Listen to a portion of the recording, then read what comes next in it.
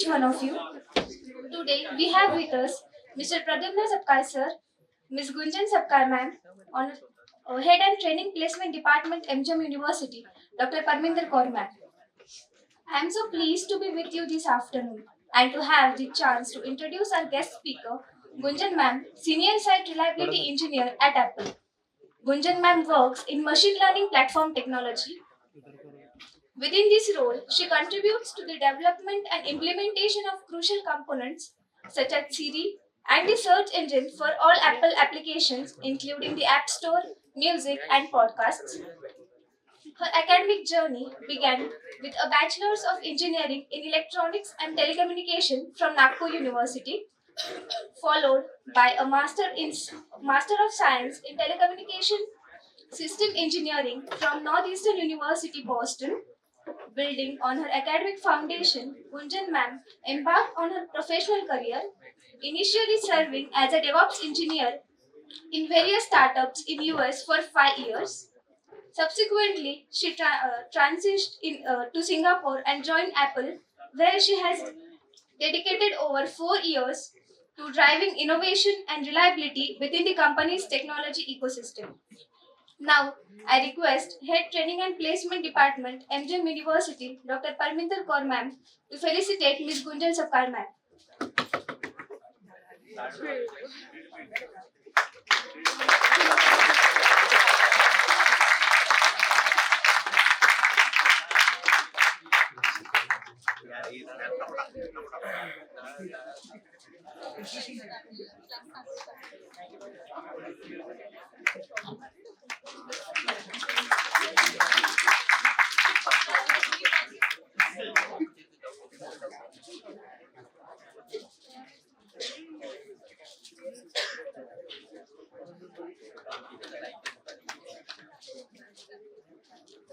Thank you, ma'am.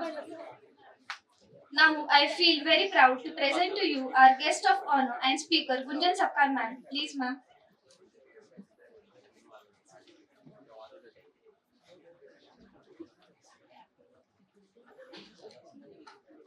A very good afternoon to all of you.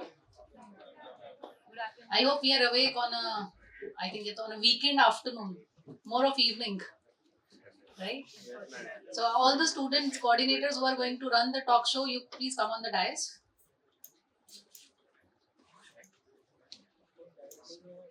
It's not me, I'm not running the show. Quickly.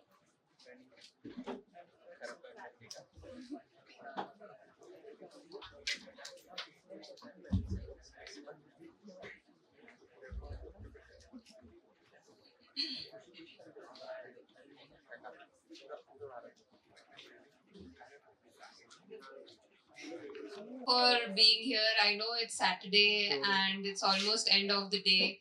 I know you guys are waiting for Sunday to start, to relax, to do assignments, to catch up on your weekly stuff. I'm honored to be here. Thank you, Parminder ma'am, for having me here and MGM University. I'll just give a quick introduction about myself and then we can jump right into the question and answer sessions. First of all, I want to ask, like, do you guys know what FAANG is? Like, anybody, you guys know, right? Like, what companies come in FAANG?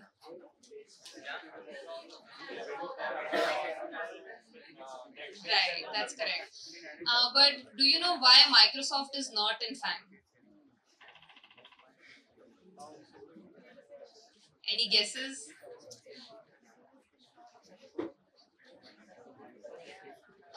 Okay, I'll tell you. So, when this FAANG term was minted, right, it was in early 2010s, and that time only those companies, top 5 companies, which were growing exponentially were Facebook, Amazon, Apple, Netflix, and Google. At that time Microsoft was already established, it was already a big company, so that's why they did not include they did not include Microsoft in this FAANG. But it is of course a big company, and now all these are like big techs, so we can like remove the FAANG and like talk about big techs. um, The next question I would like to ask, since you are IT engineering and from CS engineering, do you guys know what a site reliability engineer does or a DevOps engineer does? Have you ever heard of this job role? You guys, if you have any. Site reliability engineer mainly helps maintain a site and correspondingly maintenance. Yeah, that's basically in the name, but it's just a part of the role. Of course, like site reliability. So maintaining the reliability is not just keeping the site up and running, but keeping it up to date, keeping like the software up to date, because the developers will create the code, but the deployment should happen in a seamless fashion that the user should not experience any like see, oh, the new update is coming or there is a downtime for that site. So like for example, you guys must have seen the ICC World Cup, right? It was on Hotstar, and you see on the top corner they say how many users are attending. So part of our job is to stress test the servers, that even if like 10 crores 100 crores of people are watching at the same time the same match, it should not be delayed. Like imagine it's delayed to you, Virat Kohli's wicket is fallen, and you don't get to know, you get to know from somebody else, and you lose that moment. So you would be like pissed, what is happening, like I miss the important moment. So that is one of our biggest struggles with our like job. So of course maintaining the servers, updating it up to date, the customer should not see any issues, stress testing. And then of course comes the automation part of the world. Not one person, like Hotstar, it might have so many millions of servers, so not one person can handle it, so we create automations around it. Like so if it needs to auto scale, like you guys might know like AWS and GCP and all, right? Now physical servers are no longer being used. So earlier when physical servers were there, we had to literally set up physical servers. I have done that in my previous jobs as well. But now since everything is on cloud, we just make sure that the automation is in place, and AWS will provide us how much ever instances we want. It will auto scale, we'll update the CPU memory, so the customer does not see what is happening in the background. They just open the app and start using it. Yeah, so and then me, I am also from, I'm not from IIT, I'm not from IIM. I'm also from a like a normal Nagpur University student. Then I went for doing my masters, but now I am in Apple. So I want to share like a little bit about that as well. That it was not an easy experience. This is not my first job. I worked in multiple startups, and when I got my first job after my masters, I thought that it would be very easy because I'm in US and I did my masters, and then I should be able to crack an interview, get interview calls. It was very difficult to get interview calls. So like how, and when I got interview calls, I got so nervous that even if I knew like basic questions, I screwed up because I was not prepared like for the interview. So you learn from all these, and then when like I got a call, like after a few years of working in startups and learning on various technologies which you could do in startups, because you have lots of responsibility there, very few people are working in a startup, so you learn a lot. So working in a startup is not a bad thing.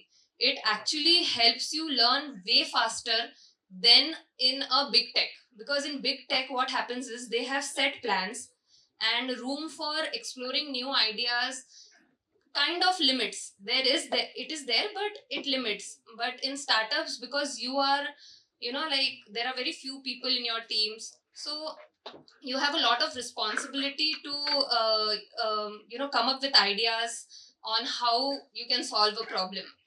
So all kind of jobs are important to achieve your dream jobs. At least that's the case with me. That's what happened with me when I gave the interview for Apple. My previous jobs really helped me a lot, not just the technical knowledge, but little basic how to communicate, how to ask for help. No question is dumb question, because when you join a company, you have very basic question. Oh, where should I find this document? Like starting from there to how should I log in into a server? It's not very straightforward. So eventually, when you gain experience, then in like big interviews in your dream companies, it helps you a lot. So that's basically my journey, how I got into Apple.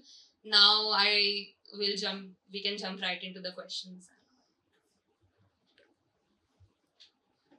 Ma'am, you did your masters from US, and you yourself said you came from a very normal college.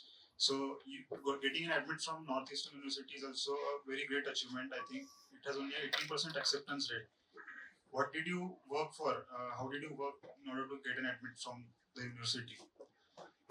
Yeah, so actually, when I was doing my third year of engineering, actually, my father was like, you cannot just stop at bachelor's, you have to do master's. So I had to decide if I had to do in India or US. And then I started exploring options. And then I thought maybe I'll just give GRE to get more exposure. And that was the first step. Like starting after like third year of engineering, between third year and fourth year, I started preparing for GRE, because I didn't want to waste any year in between going for masters, because there is a all year round process. You apply before the deadlines in December, and then you get admits and all. So I started there. And then when I was doing my engineering, so I did in electronics and telecommunication. And then during those courses, I saw myself more intrigued and excited by telecommunication courses. So I started looking for those kind of courses which I could do masters in, like more specialization. I was not very interested in just coding. I wanted to explore more on like telecommunications, like networking, like OS, TCP, and all those stuff, DNS. And so this in Northeastern University and like few other university, I found similar courses. So this was one of the newer courses which they had recently started. So it was a very good fit for me, and since it was a new course, not many people were aware about it, because people generally apply for electrical engineering or like computer science. So I would say you should try to research a bit more to see what courses are there, and then build your profile accordingly. Like write in your SOP is very important when you apply for MS. In SOP, you have to basically write your story, why you want to do this course, what courses you took earlier, if you have done internships, how it helped you to learn about this course. So that's how I basically chose or applied for this Northeastern University course. So, ma'am, what would be your advice to someone whose academics is subpar, but he wants to apply to a comparable good university? So, how should he prepare? So actually, I think get if you want to do if you're talking about MS like in US or in other countries, so it's not just about your academic, like the CGPA and percentage. It's not just that. It's just a part of it. You have to have a good SOP. You have to have good recommendation letters. So start working with your professors, and if you have done internships, start working with your managers and mentors there to give you a good recommendation that these things you are good at. And then you can build your resume and for the application part. But for GRE is also a big thing in getting an admit. So for GRE you need to have good skills of maths and English. So maths generally engineering student do really well, so it's not an issue for us. But for English we need to, I also struggled for English exam in GREs, because I was not a big reader. But I would suggest you should start reading, because not just doing the passages and doing the mock test will help you a lot. Start reading to build up your vocabulary, and start conversing. So start watching English movies without subtitles to understand what they are saying and how like they're forming sentences and all. And these are very basic stuff, but that will help you with English, grasping good English. Yeah, so build the complete profile. if you have not presented papers or you have an opportunity to go to a conference and present a paper, do that, because that will also add to the benefit of your, like, compensate for your CGPA.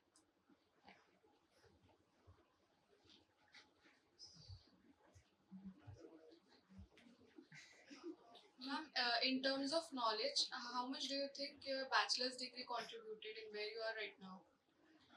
So for me, because I am in a very specific role like site reliability engineer, which where I use, like a lot of Linux and a lot of like networking skills. So when I did electronics and telecommunication, there was just like two courses which I actually used. But that's how it is always when you do a job. You're not going to use all your courses because job is so specific. Now it has started becoming more specific. Like if you are a software developer as well, there are so many multiple fields in it, like general computer science, AI, database management, and such. So you won't be using all your courses, but different courses will help you understand what you actually like and what you will be good at. If you are doing well in that course and you are eager to learn more and you are actually like out of like interest, you are googling and like trying to find out more, that means you like that course. So like for even in masters, I did not use all my courses. I don't use all my knowledge from masters in my job. There are only few courses which are being used right now.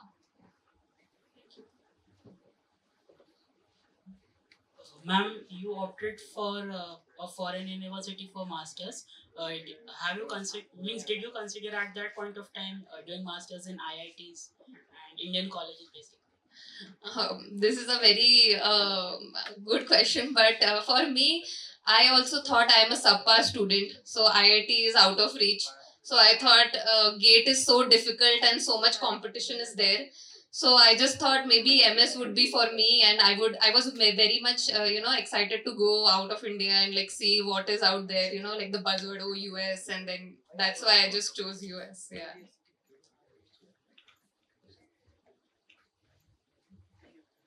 Ma'am, can you share your experience of networking with the tech industries, and have you? We want some tips on how to connect with people at big tech industries like FAANG.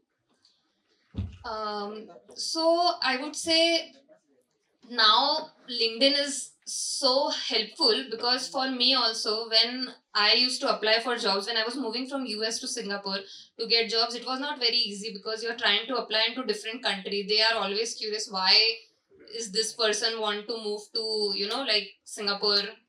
She already has a job in US.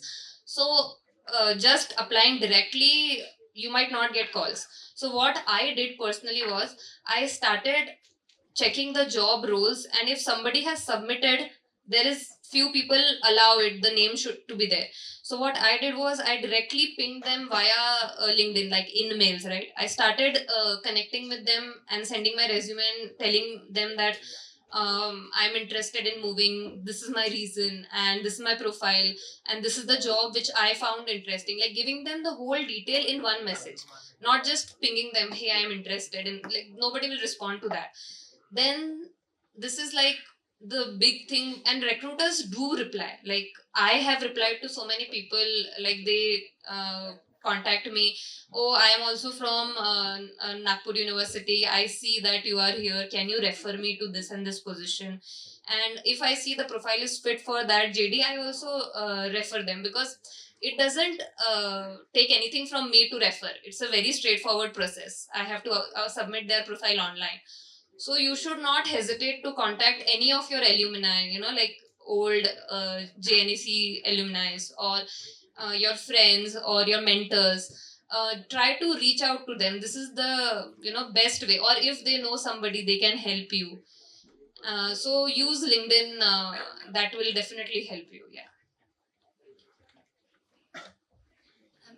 As your as you told, you are an Linux administrator. So, what are the upcoming means emerging technologies in open source?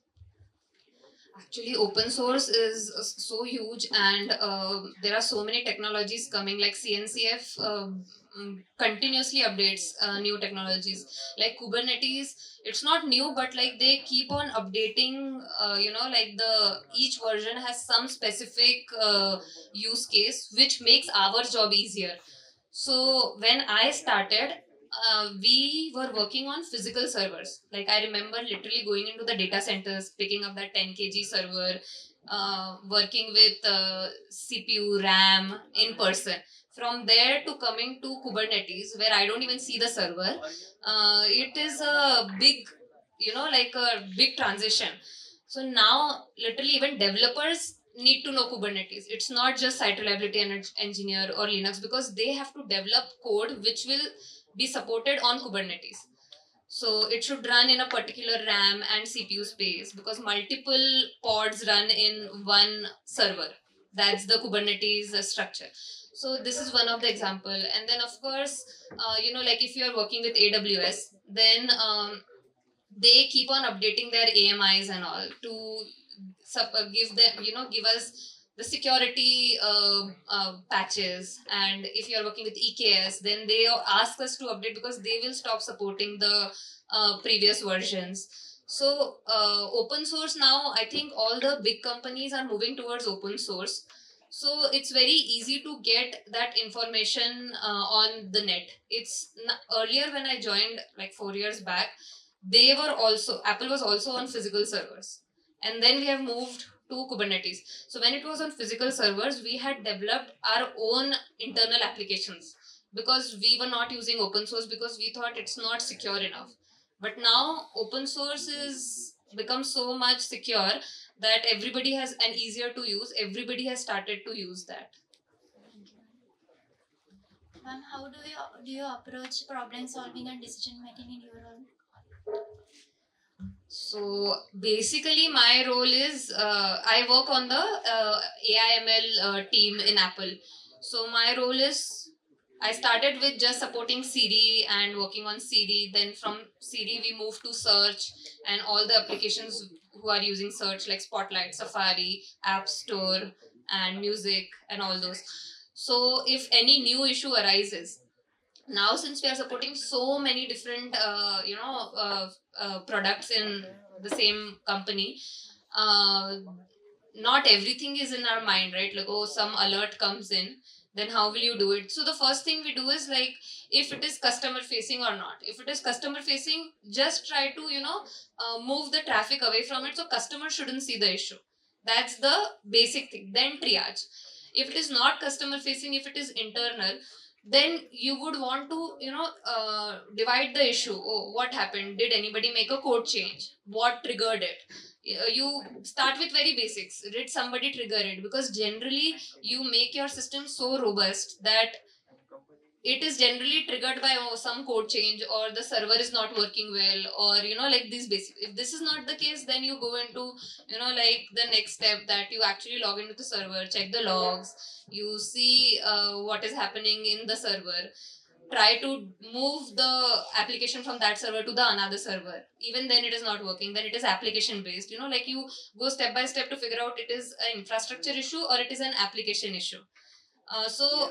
For even for other problems, I would say, like, go step by step, like try to figure out where the issue actually is. Like you can, in even if you're coding, you generally add print statements to see, oh, is it printing? So then you see, oh, if it's not printing here properly, then this is the issue. So you try to pinpoint, like go step by step, and then you solve the problem. And for decision making, I would say, like, prioritize your work. Like, as I said, if it is customer facing, then leave everything, just do your, like, try to mitigate the issue. Customer should never see an issue, because otherwise, the next day, the news will be like, oh, this is down. Like, you have seen WhatsApp is down for so and so hours. So, basically, these issues are what DevOps and site reliability engineers are, like, front facing. All these issues are managed by these teams. So you have to prioritize your issues, like how important the issue is. Can you leave it and do it later? So that's the decision making.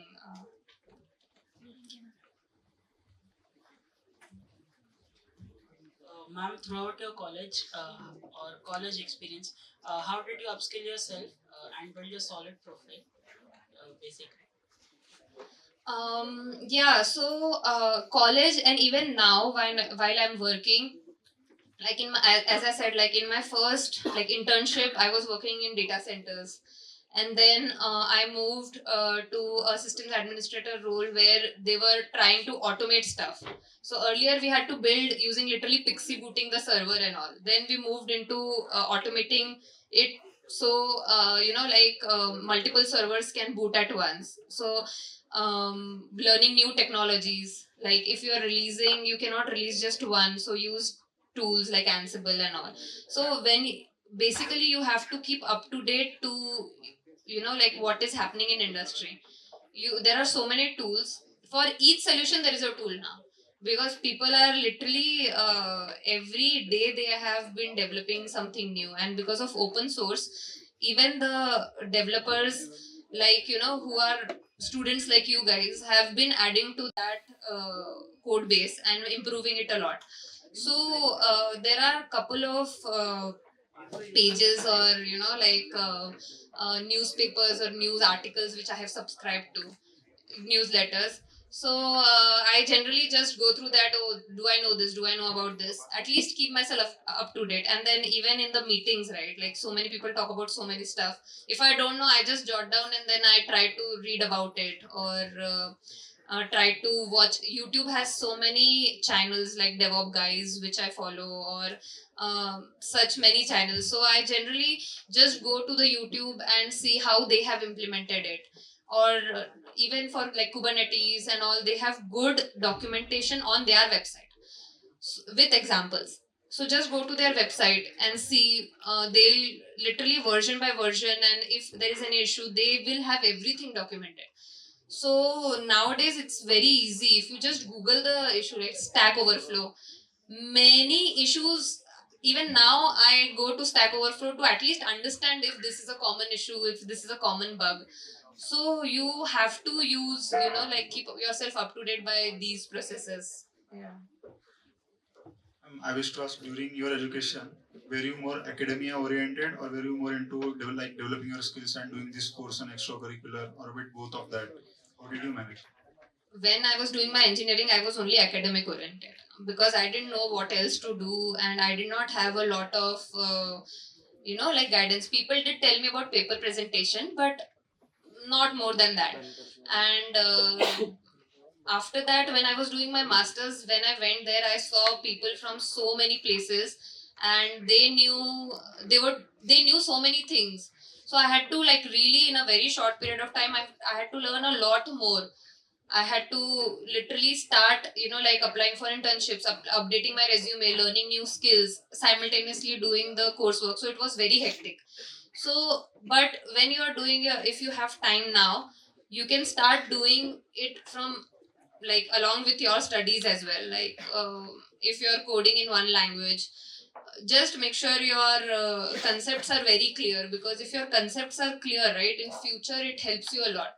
Like, in my first job, I realized that this subject was not very clear to me, so I had to go to basics to understand and solve some issues. So you really need to, for now, you really need to make sure that you are focusing on all the subjects and you are understanding the basics, not just learning it to pass the exams. Yeah. So, ma'am, do FAANG companies expect extracurricular activities like volunteering and all while considering a candidate? No, I don't think so. Like, if you're doing it, it's good enough, because it will help you develop soft skills. Because soft skills are very important. So, like, interview process, they'll do technical rounds, but one round is to see how do you fit in a team, because they don't expect to hire an expert already. They want somebody that they are open enough to learn new things and learn according to how the team is working.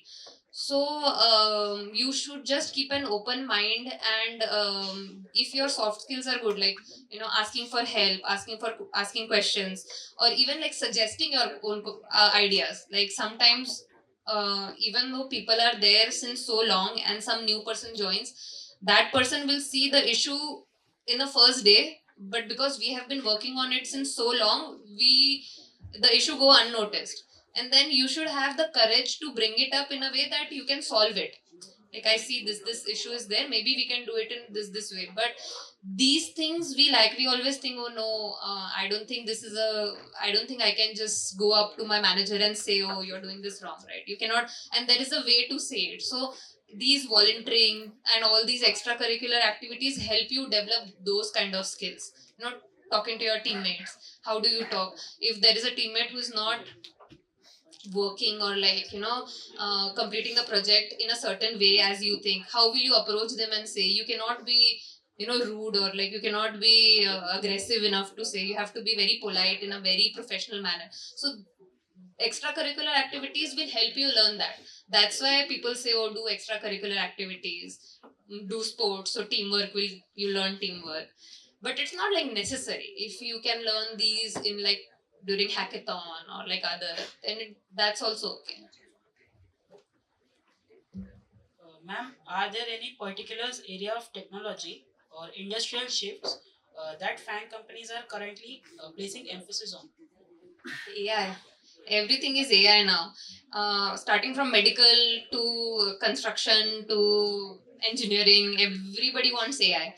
And everybody wants to use the LLM models, train them, make our jobs easier, because in future they say that basically it might replace our jobs. So we have to be better than those.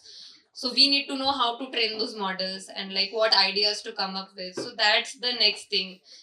Each and every team is now focusing on how to use AI or create chat GPT like models, or even for basic stuff, right? Scrolling through a WhatsApp message to find something, we go into the search bar and find it will give us multiple options. But if AI is there, and if we write one word or like just question this, it should give us the correct chat message. So even those kind of stuff will come in future. So everything is AI based now. Yeah. An added question. So you might be interviewing some of the candidates. So what do you think? What are the candidates lagging in? Some of the candidates, and what and how they can improve. So yeah, I did interview like last year for one of the teammates, and there were two people who were almost in the final rounds, where I had to interview them if they are fit for our team, like technical, and they both passed the technical knowledge. But that time, the questions I asked and the interaction I had with those candidates, although one of the candidate was very into like, oh, have you read the Google SRE book, and very meticulous, we somehow in like we interviewed them individually, but somehow we came to the conclusion the other one is more friendlier, open to ideas, and like sharing their ideas, so is a better team fit. So not just technical knowledge, but overall personality also matters. Like, you have to be open enough to understand what the company actually wants. And sometimes technical knowledge is also very important. Like, if like in my second job, for my Apple interview, they wanted somebody who knows AWS. At that time they wanted to move to AWS. So even though you are an amazing Linux administrator, if you don't have AWS, somehow you will not clear the interview. So that time you have to actually see what is in the job description, and you have to start at least like learning those stuff. So that's all I've seen like until now. Also, can you share your learnings, experiences, challenges throughout your professional journey? Yeah, still learning, lots to learn. So in my first internship, when I joined, that was literally, I had no experience of corporate knowledge. So in that internship I basically learned like uh, how to read a job description, what is expected from me. Nobody is going to micromanage you. They'll be like, okay, this is your project, you do it. If you have questions, you come and ask. But since we graduate, we don't know how to approach that, be self like be independent basically, that it's okay, like we'll figure it out. I was not able to do that. So to figure that out and like ask help from the colleagues, because I used to think, oh, if I talk to my colleague, that colleague will be disturbed, like he's already working on something else. I don't think I can like ask such basic questions. And then I delayed it for a week because I was not able to find. And then when I had a talk with my manager, he said, oh, you should have just come up to me, this is so basic, I could have helped you. So I basically wasted thinking that this is a dumb question. So basically you should ask all the questions when you join a company. It is not an like, nobody will judge you for that, because that will help you, you know, like work towards finishing that project. In my second company, it was more like a startup. So, you know, like things were changing very quickly. So, how to manage with that? Things are changing, you are also learning. Now, the expectation is a lot on you because you are now a full time employee. So, how do you manage that? Sometimes they have expectations to for you to work overtime. How do you volunteer? How do you manage your work life balance? So, you're traveling. You are like when I was in US, I had to come to India. I used to take 1 month break. So it was like I couldn't take like, as soon as I joined, I couldn't talk to my manager and say, oh, I'm going to India, I have to go for 1 month, right? You have to manage those basic skills. And then, of course, like continuously learning the technologies as well. Like when I started, I only knew Puppet, the automation tool. Then I learned Ansible on the job. I learned AWS on the job. Now I'm learning Golang on the job. Like, so continuously updating yourself. That's the big thing. Like what your team is doing and how you are, you know, like how you can contribute more. Second thing I learned was like you should if you are free and you have some bandwidth, right, just reach out to your manager, reach out to your colleague, oh, how can I help, how can I contribute more, because sometimes very basic stuff is also there, but if they don't know you have the bandwidth, they will never give you the task and you will never learn. So just ask for work if you have the bandwidth. And challenges were mostly like you know, like working with colleagues where I feel that, oh, this should be done in a certain way, and that colleague is not able to understand me, or like I am not able to, you know, like understand why he is doing in that way or she's doing in that way. So sometimes it frustrates you, but you cannot take that frustration out on them. So, you know, like how do you explain to them that, oh no, this is my idea and I think this is the best way, or how do you ask them that, can you help me with this, even though you are working on something else, but I really need your help because you are the expert in it, without giving away the whole project to them, because this is your project, you just need to learn from them, you don't want them to do your job. So like these basic stuffs are very important in your work, like, yeah. I'm a bit more into coding side here. Do you think that in future coding will become obsolete? Like nobody has to code anymore because AI does all things for them. No, I don't think so. That will happen. Although it will reduce, because basic, like very low level coding or like easy coding, AI will be able to do, and it's okay to use what is already there. But developing new logic, who is building AI, right? Who is building LLM models? So it will never go away. You still need to learn coding, and you still need to know the basics to you know, help AI, because in like not all, you have seen that Google's chat, I'm forgetting the name, but like yeah, Bard interview, yeah, Gemini, so it did not go well, right? Although chat GPT was so well, although the LLM models and everything is there, so you still need to work on it to make it better, as good as chat GPT. So you will have to, you know, like learn and do coding yourself. At least that's what I think. What do you think about the current software development position in India? How does it compare to the US?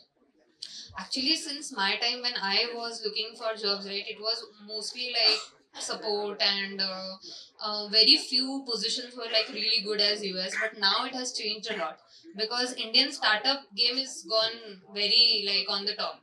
So you have really good opportunities here, and like maybe not like in big tech, but it is still coming. Now they are expanding in Asia, and they want, because of like hybrid models and you know, like global teams, like my team is global, we have SRE team in Singapore, London, and US. So to maintain like the 24-hour support, or like 24 hours somebody is there to help you solve. So these I have also seen my colleagues work from different countries. So now it is changing a lot. Thanks to COVID, the hybrid model is actually helping us in that way, for at least for like software side. So even though now during recession you see that the jobs are going down, but I don't think it should affect India that much. India is, I think, going to come up.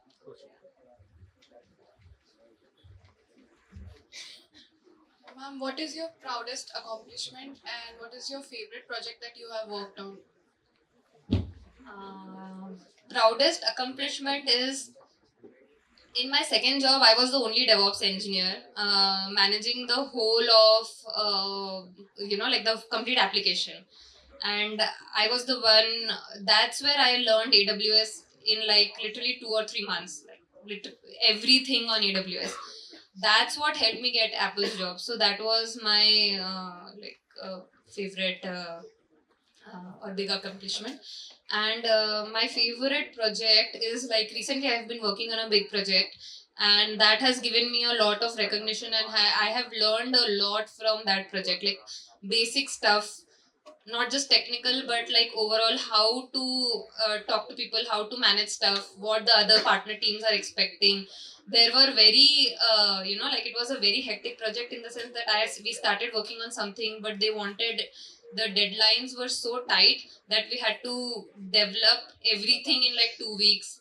So it's almost come to an end, but that journey has helped me a lot in, like gaining the leadership, or expressing my views, which I was kind of not very confident in doing that earlier.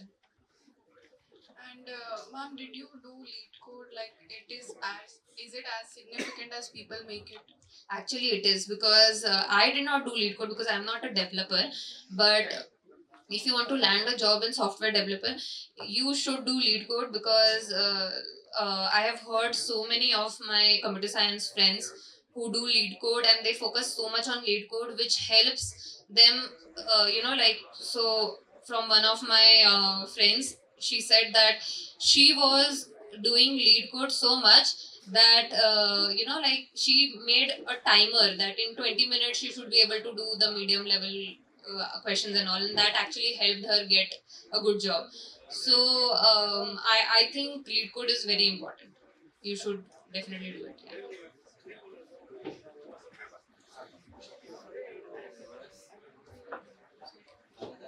Now I request audience to ask any doubts and questions to ma'am.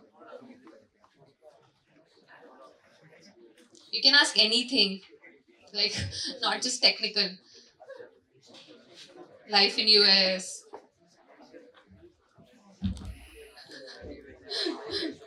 Which resource we should use for AWS learning?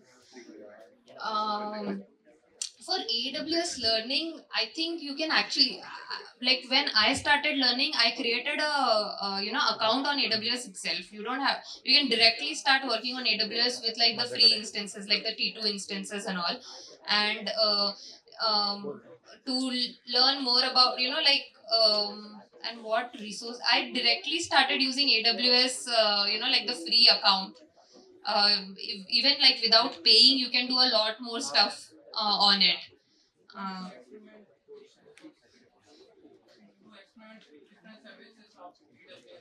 Uh, yeah, so to experiment different services, so there are a couple of courses, like I think AWS Systems Administrator course and all, that will help you give a overall, the picture of AWS and even the documentation. But apart from like AWS itself, I don't think that will be, because until unless you practically go on and log in into the server, like AWS account, it's not easy, like it's not easy to simulate it elsewhere. So if you want to learn the best in AWS, like start using the AWS CLIs, and have your codes ready to deploy it via CLI using console, see how to troubleshoot, and directly use the AWS console. I have some Apple questions. Have you tried Vision Pro yet? No, unfortunately not, because it's not in Singapore yet. In US, maybe if when I travel, I will definitely try it. When it is gonna launch in India? I don't know that. That even I don't know. Sorry.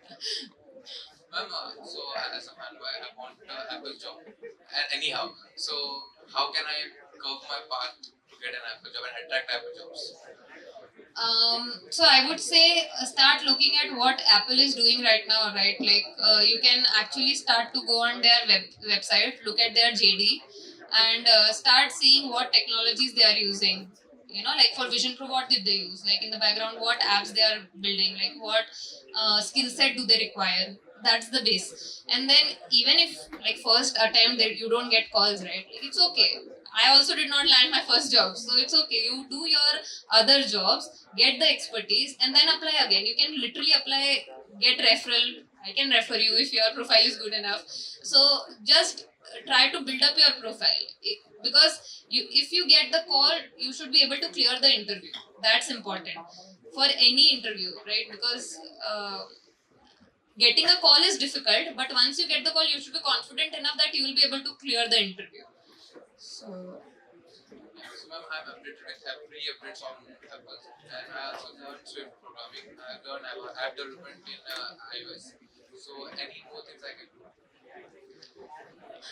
I think you should now apply for the job and see if you get a call. Yeah, just send me the resume. I'll Ma'am, for her valuable insights and advices. I'm sure every one of us have learned a new thing, and we will apply these things in our day-to-day life. And I'd like to thank Head of Training and Placement Department, MGM University, Dr. Parminder Kaur ma'am, for organizing such a value-adding seminar for us. And I'd like to thank all the HODs and faculty members, coordinators, and students. Thank you. Thank you all for being here on Saturday afternoon. I hope you have a good weekend, and I hope this session was helpful for you. Thank you so much.